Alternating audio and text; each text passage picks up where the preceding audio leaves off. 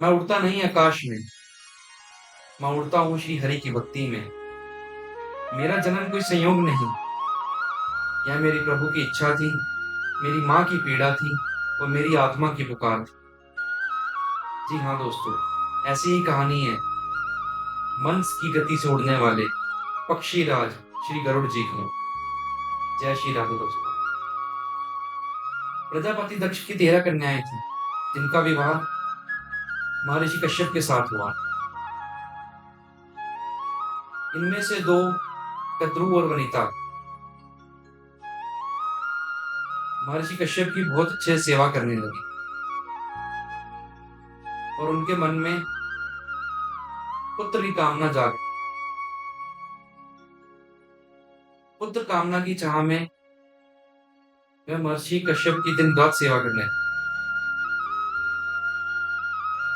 सेवा से संतुष्ट होकर और सेवा से प्रसन्न होकर महर्षि कश्यप ने कद्रु और विंता को मन चाह वर मांगने का आग्रह किया।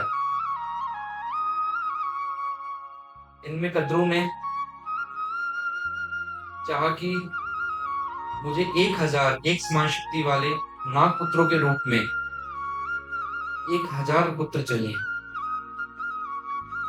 वहीं विंता ने यह बोला कि कद्रु के पुत्र से सभी गुणों में श्रेष्ठ मुझे सिर्फ 2 पुत्र चाहिए। एक तरफ तो मां ने संख्याओं पर विश्वास रखा और दूसरी तरफ एक मां ने गुणवत्ता पर विश्वास रखा, लेकिन नियति कुछ और ही मंजूर था। महर्षि कश्यप ने तथास्तु बोला और समय का इंतजार करने को कहा। समय आने पर कद्रु को 1000 अंडों की प्राप्ति हुई और विंता को 2 अंडों की प्राप्ति। 500 वर्ष तक कद्रु ने अंडों की बहुत सेवा करी, क्योंकि वे साधारण अंडे नहीं थे। 500 वर्ष के पश्चात उन अंडों में 1000 नागपुत्र निकले, जो एक समान शक्ति वाले। वहीं दूसरी ओर विंता के अंडे ज्यों के त्यों ही पड़े रहे। ऐसे में विंता बहुत उदास हो गई और व्याकुल होकर कद्रु से ईर्ष्या युक्त होकर उसने अपना एक अंडा तोड़ दिया। अंडा फोड़े जाने के बाद वह देखती है कि उस अंडे में से जो पुत्र निकला वह शरीर में आधा अधूरा था। उसके शरीर का ऊपरी भाग तो विकसित था, लेकिन नीचे का भाग अधूरा था। अपने शरीर को देख उस पुत्र ने अपनी माता को श्राप दे दिया और बोला, जिस ईर्ष्या युक्त होकर तुमने मेरा आधा अधूरा शरीर बनाया, उसी कद्रु की तुम 500 वर्ष तक दासी बन रहो और तुम्हारा दूसरा पुत्र तुम्हें इस दासी भाव से छुटकारा दिलाए। लेकिन तुम ध्यान रखना, कहीं तुम दूसरा अंडा भी इस ईर्ष्या युक्त होकर मत फोड़ दे। माता की अधीरता ने उसे दासी का श्राप दिलवा दिया। यहीं से शुरू होती है कहानी गरुड़ भगवान की। मुख पर तेज होने के कारण उनका नाम अरुण पड़ा और ब्रह्मा जी की आज्ञा से वे सूर्य भगवान के सारथी बने। समय आने पर गरुड़ जी का जन्म हुआ। गरुड़ जी अग्नि के समान प्रकाशित हो रहे थे। उनकी चमक पूरे स्वर्गलोक में हो उठी। क्योंकि वे साधारण पक्षी नहीं थे, उन्हें श्री हरि की सेवा के लिए ही भेजा गया। कद्रु और कद्रु के पुत्रों द्वारा बार बार दासवत व्यवहार किए जाने पर श्री गरुड़ जी ने इसका कारण पूछा, तो गरुड़ जी की माता ने कद्रु द्वारा किए गए छल कपट की कहानी सुनाई।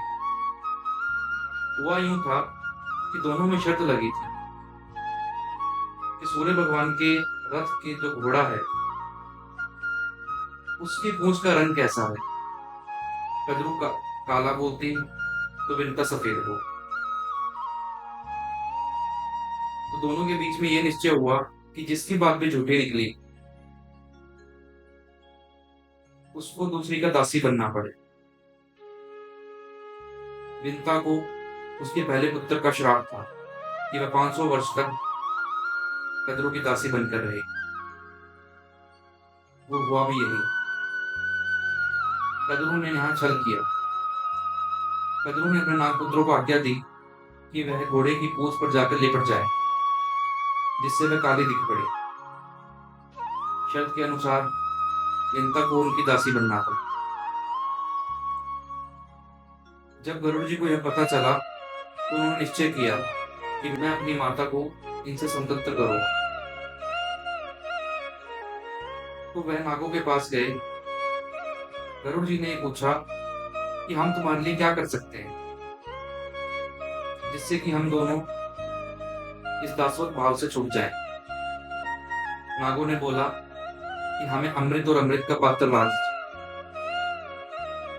यह सुनकर गरुड़ जी स्वर्ग की ओर प्रस्थान करते हैं।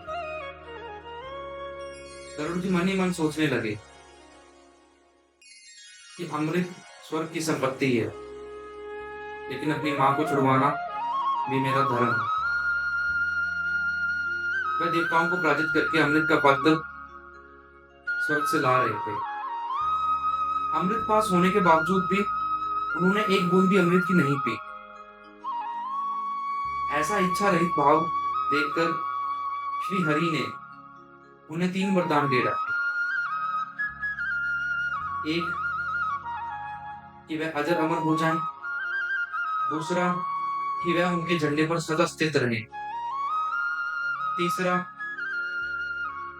कि वह उन्हें अपना वाहन बनाए। तीनों वरदान पाकर श्री गरुड़ जी ने बोला कि हे प्रभु, आपका होकर मैं सारा जीवन ही आपकी सेवा करने के लिए तैयार हूं। मुझे कोई अपना अस्तित्व लगता ही नहीं है। आपने बहुत बड़ी कृपा की मेरे ऊपर। तो अमृत ले जाता देख जब इंद्रदेव ने गरुड़ जी को देखा तो उनके मन में रोष पैदा हो गया। उन्होंने उनके ऊपर वज्र से आघात किया। इंद्र का वज्र अपने ओर आते हुए देखकर गरुड़ जी मुस्कुराए, क्योंकि उन्हें पहले ही श्री हरि ने अजर और अमर का वरदान दे रखा। फिर भी उन्होंने उस इंद्र वज्र की मान सम्मान रखा और एक हंसी हंसी में एक छोटा सा पंख अपना गिरा दिया। ऐसा पराक्रम देखकर इंद्र प्रभावित हो गया और श्री गरुड़ जी से मित्रता कर ली। श्री गरुड़ जी ने इंद्रदेव से बोला कि मुझे यह अमृत पीना नहीं है, यह मैं अपनी मां को दासी भाव से छुड़वाने के लिए लेके जा रहा हूं। जैसे मैं इस अमृत को नागों को दूंगा, आप उनसे यह ले लीजिएगा। मुझे यह अमृत नहीं चाहिए। वो हुआ भी यही। जैसे ही वो अमृत नागों को दिया, वैसे ही इंद्रदेव ने वह अमृत उन नागों से ले लिया। इस प्रकार श्री गरुड़ जी ने